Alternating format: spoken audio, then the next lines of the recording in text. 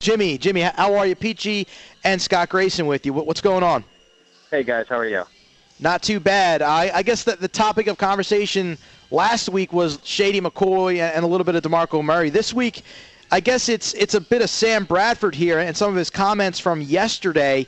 First, I'll ask you, in your opinion, Jimmy, what's the best course of action to go about in the future of Sam Bradford for next season? Well, first of all, I disagree. I think the big story is the return of Matt Barkley this week. Yes. Yeah. Your friend, Matt Barkley, we should say, huh? That's right. No, your question was about Sam Bradford, and you know, I think it was basically, you know, what do you do with him this offseason? Yeah. Yeah. Tim McManus of Birds 24/7 had an article a little earlier today about, and he talked with Joel Corey of CBS, who, you know, does a lot of that contract stuff. And he basically, you know, long story short, he came to the conclusion essentially that, especially with Bradford's agent, who is Tom Condon, who, you know, rides a hard bargain. You know, he kind of speculated that it's going to cost somewhere in the ballpark of about $15 to $20 million per year, with a lot of guaranteed money. You know, you have contracts out there like Andy Dalton and like Colin Kaepernick, who, you know, they're big deals, but they're a little bit misleading in that there's not a lot of guaranteed money, and therefore you can escape them early at any point. Whereas any player that's represented by Condon, Condon typically isn't going to go for any kind of deal like that. So, you know, the reality of the NFL is that there are 32 teams, and there are not 32 good quarterbacks. And if there's some team out there that thinks that Sam Bradford is a competent to good quarterback, then they may be willing to shell out a lot of money to go get him. So if the price tag is anywhere between 15 to 20 million with a lot of guaranteed money, and by guaranteed money, the point behind that is you have a lot of guaranteed money, then you're locked in with that quarterback for a long time. Whereas if the guaranteed money is low, like I said, you can get out of the contract. So that's the big thing. It's not necessarily the per year amount. It's how much guaranteed money they make. So yeah. If you can get a contract done with him that's easily escapable or is a short-term contract, then I think that's in the best interest of the teams. You can do one of those and maybe draft a guy and begin to groom him. But if you're in a situation where you're going to be locked into Sam Bradford, I don't think that he's shown enough this year so far to warrant that kind of deal. Yeah, and that's the old Mike Vick, 6 years, $100 million contract he signed with the Birds. I believe, they had about $40 million guaranteed. Is that what you'd kind of be looking at in a Sam Bradford, Tom Condon type of contract? Yeah, possibly. Again, if you're giving him $40 million guaranteed, I don't think that's a good deal, because I think you're locked in on him for at least 3 years in that situation, and I don't think that he's shown that they should, you know, hitch their wagon to him over that period of time. Because I think the thing coming into the season with Sam Bradford was, you know, quote unquote, as long as he stays healthy, then he should be fine. And he has stayed healthy. He had the injury to his left shoulder, his non-throwing shoulder, which of course is not his ACL, which he tore twice in the previous 18 months. So in that respect, he has stayed healthy. He just missed those 2 games, and I think that people thought heading into the season, if he played healthy, then he'd be fine. But he hasn't. He's got a quarterback rating of like 82. His interception percentage is way up. His touchdown percentage is way down, and his yards per pass attempt again is way down at like 6.7. So he just really hasn't been a very efficient quarterback. He's gotten better as the season has progressed, but he hasn't done enough to warrant any kind of 6-year, $100 million, 40 guaranteed contract, in my opinion. So how about just kind of buying some time in the offseason and just placing a franchise tag on Bradford? Is that a smart option for the Eagles? No. Okay. No, I'm kidding. Go on. No, and the franchise tag, the exclusive franchise tag anyway, is going to cost in the ballpark of about $25 million for one season. And for a team that's going to look to, re-up Fletcher Cox, I would think, and you just gave a lot of money on the defensive side of the ball to guys like Knox Jenkins and Connor Barwin, and, Benny Logan's going to be looking for a new contract, and you have like 7 or 8 guys on that defense that are either already locked up to lucrative contracts or will be soon. I just don't think that you can justify paying him $25 million. I don't think you can justify it no matter what you're paying the rest of your team. I just don't think you can pay Sam Bradford $25 million for what he gave you this year. You're listening to Sports Bash with Scott Grayson and Pete G sitting in for Mike Gill. We've got Jimmy Kempski, a Philly voice, on the phone with us here. You can find him on Twitter at Jimmy Kempski. Jimmy, let me ask you about the week that has been. Certainly last week was full of plenty of off-the-field stuff. It seems, other than the Sam Bradford contract talk, that this has been a relatively quiet week. What has it been like around the training facility, and what does that mean for what we may see out of this team on Sunday? Yeah, it's been quiet. You're right. And, part of it is because they're not playing LaShawn McCoy this week, but it's also because they won 2 games.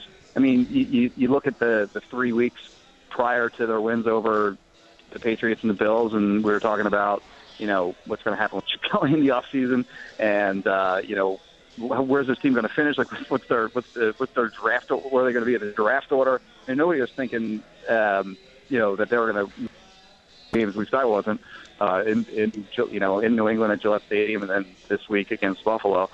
So yeah, I mean, when they're winning games, then it kind of quiets down a little bit.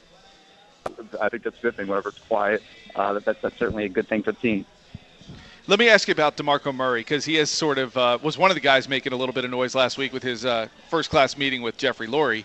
He has, right. It seems, has kind of fallen back into the shadows a little bit and accepted his role within the team to try to not disrupt what's going on here. How do you see the carries dished out this weekend against Arizona?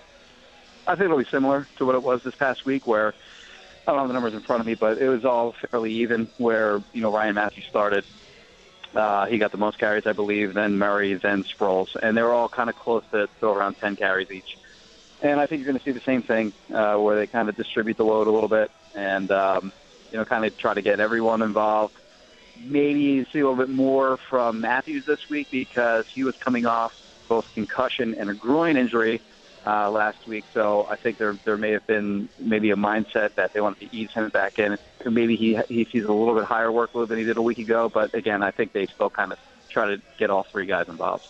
Jimmy Kempski, PhillyVoice.com, 97.3 ESPN FM. A couple days ago, Jimmy had a good piece up there about Billy Davis talking about Fletcher Cox and kind of comparing him to Sue from Miami.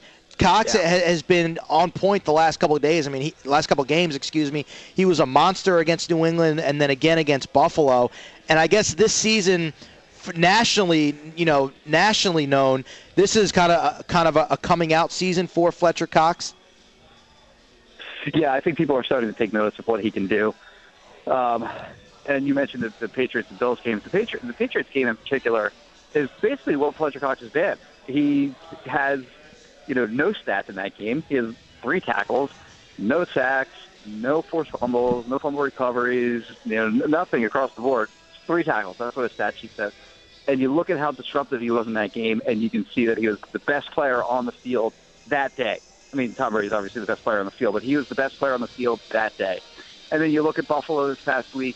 He actually did put up numbers where he had 8 tackles and he had a sack, and again, he was really disruptive. So the last 2 weeks have been really good for him, and yeah, like you said, I think people nationally are starting to take notice. He hasn't been to a Pro Bowl yet, which is ridiculous. Wow. He certainly played at a Pro Bowl level throughout his career, and especially last year as well, where I thought, again, he was probably the best player on the team. But certainly he like I said, he's starting to get some notice, and he'll be in Hawaii or whatever the hell they hold it this year. And this is a guy, Jimmy, who was kind of mentioned in trade talks for Marcus Mariota. I don't know where that came from, but his name was floated around there in those trade talks. Thank God the Eagles held on to him, I guess, this season. But in the same piece, you also kind of list different defensive linemen and the monster contracts that they've signed. J.J. Watt's on there, Gerald McCoy, Sue, we mentioned, and Marcel Darius. Cox, the Eagles hold his rights through the 2016 season, but after that, and this is kind of where we kind of talk about, Sam Bradford and who your quarterback is going to be in a few years, Eagles have to lock this guy up soon, right? Yeah, well, like you said, they any first-round pick since the new collective bargaining agreement, the team holds a quote-unquote fifth-year option on him. And for Fletcher Cox, that meant, I think it was like $7.79 million that they'll pay him in 2016, which, of course, is a bargain for what he gives you. Now, the incentive for Fletcher Cox to get something done now as opposed to when that runs out is that, he gets a lot of guaranteed money up front and never has to work again in his life after he's done playing football. The risk in not doing that is he'd get hurt and, he gets that $7.79 million, but then, maybe doesn't cash in some kind of enormous media deal like those other four guys that you mentioned did. So I think from the Eagles' perspective, they'd love to get something done this offseason if they could, and I think there's incentive for Fletcher Cox to get something done as well. But, we'll see what happens there. But, yeah, like you said, those four guys that you mentioned, those four guys got paid, and there's certainly an argument to be made from Fletcher Cox's camp that he's every bit as good as everyone on that list, with the exception maybe of J.J. Watt.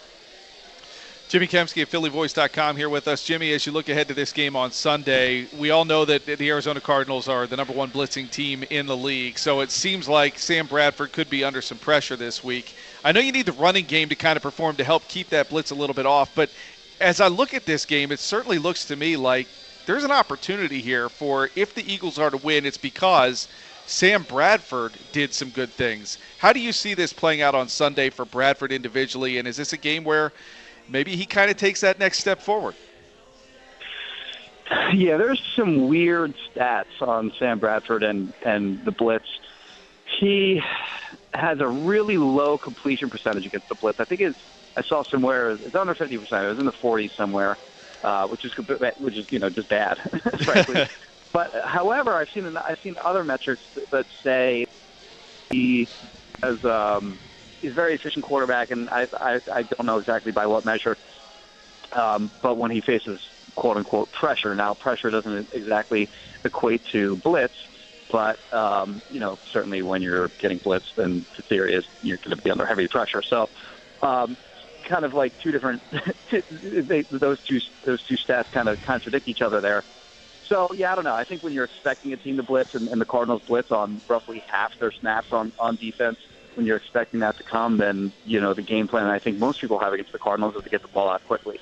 And that is one thing that I think that Sam Bradford does, is he does get the ball out quickly, certainly a lot more quickly than guys in the past like Mike Vick. And then even last season, I thought Nick Foles did a poor job getting the ball out quickly at times. So, if there is one thing that Sam Bradford does that those other guys haven't in the past is get the ball out quickly. So, maybe the Cardinals blitz could work against them in that respect. It was interesting yesterday when the media was questioning Chip Kelly about the freedom or the lack of it, that Sam Bradford has at the line of scrimmage to change plays. Or he said that Bradford can change protections, that he has that flexibility, and that there's also ways within the play that they're able to get around whatever's coming at them. How do you feel Sam Bradford likes the freedom or the lack of freedom that is going on there? And did you believe Chip Kelly when he said that Bradford does have that yesterday? Well, we haven't seen much of it. No. Yeah. Compared to other teams anyway, you see quarterbacks come up to the line and they survey the defense and they kind of get a feel for what the opposing defense is trying to do to them. You'll see quarterbacks do a hard count, and part of running a hard count is not just to try to draw guys off sides, it's to try to get the defense to show what they're doing. So a lot of teams will do that. The Eagles don't really do much of that at all.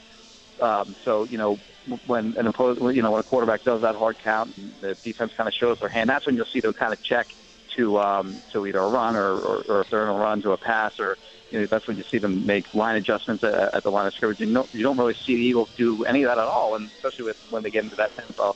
So I don't know that I'm sure that they have some kind of checks in place at the line of scrimmage, but it's not in the traditional sense that we're used to seeing in NFL games. Jimmy, you also do an Eagles chat every Wednesday at noon on the website, I believe. And yesterday, I know you had some guys asking you about Todd Herremans, if the Eagles are going to think about picking him back up.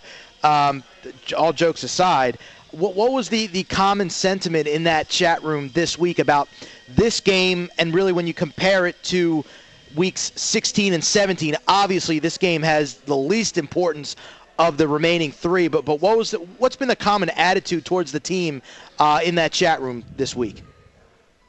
I'm confused. Did you want me to answer something about Herremans? Oh no, that was joke. I was just joking about Todd Herremans. Okay. That guy can't play anymore. Yeah, I haven't watched him at all this year, so I really have no idea how bad he was. But just so I guess you're asking like what's the common sentiment on the fan feeling on the team in this week? Yeah, this weekend, really, the last 3 games of the season. It's mixed. Yeah, I mean, I think the optimistic crowd thinks that they're going to be in the playoffs and they have a good chance to beat the Cardinals this week, and I think the pessimistic side thinks they have some pieces that are missing and can't match up with the Cardinals. As we saw when they went up to New England, they beat the Patriots. I hate to use the catchphrasey, but any given Sunday, any team can beat any other team. And the Eagles have talent. They've shown at times that they've had big moments, especially on defense and on special teams, both this year and especially on special teams in 2014. They get a big play here or there, and they can beat anybody. The Cardinals are a really complete team. I don't know if they're still in the top 5, both in offense and defense in the NFL, but they have been for the majority of the season. They can beat in any way, especially on offense. They have an assortment of wide receivers in Larry Fitzgerald, and Michael Floyd, and John Brown that all do very different things. And they have a running back there that they had Chris Johnson get hurt, but they have David Johnson there who is a talented back and kind of do some things. And their offensive line was always a big issue for them. That's gotten a lot better. And then their defense is just really, really fast, swarming kind of defense, and actually built similarly to the Eagles in that they have long, lengthy guys along their defensive line and a cornerback, and then they have athletic guys at that inside linebacker spot, and they like to have those safeties that can drop down and cover slot receivers. So it's actually very similar in regard to height, weight, speed comparison to the Eagles. So I just think it's a really complete team. It's a better team than the Eagles, I think, pretty clearly. But Eagles are playing at home, and Arizona has to travel from the West Coast and come to Philadelphia, which is never an easy thing for those teams, although they do get a little bit of a benefit that I got flexed to Sunday night. But, I do think the Cardinals are going to win this game, but certainly the Eagles aren't out of it by any stretch. Well, I'm still waiting, Jimmy, for the Eagles to release today's injury report just to kind of see if Byron Maxwell got back out there at all. What's your take on him? I know he's saying he's going to play. What's your take on whether or not he does play, and how important will he be to whether or not that the Eagles are able to stay competitive in this game and potentially come away with a win? He practiced. Yeah, we were allowed in the practice. They were in the bubble today. He practiced. He did, okay. Yeah, so I don't know if he's going to go. I mean, when they released the official injury report in terms of, out, questionable, probable, that'll be tomorrow. But on the injury report that comes out today, it will say that he practiced because he did. And I would imagine that he'll probably play this week. And you're right. I mean, while he has been sort of a disappointment this year for the amount of money that he signed for this past offseason, he absolutely is vital to the defense at this point because, you're already rolling with the rookie, Eric Rowe on the other side, who has played well. And, you get past him, and there really isn't that much less if Byron Maxwell can't play. Kind of following up on what you said about Eric Rowe, he did do a great job, I thought, last week. And certainly he was run out there against one of the best receivers in the game without any help in Calvin Johnson in Detroit. This week he's got, as you said, this is a great receiving core. And so in terms of what Eric Rowe's going to deal with, how do you think Bill Davis will go about the game plan with Rowe? Does he try to get him some help, or are you at this point thinking that, like Davis has shown in the past, the scheme's the scheme, regardless of who's there, he's going to have to deal with one-on-one coverage throughout this game at times? I thought it was interesting. The Bills attacked Maxwell primarily last week, and Rowe was awesome in the Patriots game. The Patriots attacked Rowe, and they threw at him 13 times. I believe they completed 4 of those passes that went his way for like 30-something yards. Tom Brady's quarterback rating when he threw at Rowe was like 40.1 or something like that. So he was tremendous in that Patriots game. And then against the Bills last week, they only targeted him 5 times, and they weren't tremendously successful when they targeted him. This week, Carson Palmer, and I haven't seen the transcript of this yet, but it's my understanding that he kind of on his own brought up Eric Rowe. He didn't mention him by name, but he said that rookie can play. So, I think Cardinals have respect for what he can do. And, this is a guy who's, 6'1". He's, 210 pounds or so, and he ran a 4.4 at the combine. So he's got size and he's got speed, and I think he's off to a really nice start to his rookie season here in his first 2 starts. And like you mentioned, on Thanksgiving, in a game that was already kind of out of hand, they targeted him with Megatron. And personally, I didn't even think he was totally out of position on a lot of the plays that he got beat on. But certainly he kind of had a welcome to the league moment there, on Thanksgiving. But he's played a lot better since then, and was really, really good against the Patriots, and then followed that up with another nice performance against Buffalo. All right, Jimmy Kempski, PhillyVoice.com, Eagles and Cardinals, Sunday Night Football. Jimmy, you got Sunday Night Football, you got Saturday Night Football, so you still got some primetime games left this season. How about that? There we go. Enjoy the game, Jimmy. Thanks, guys. Appreciate it. All right, there he goes.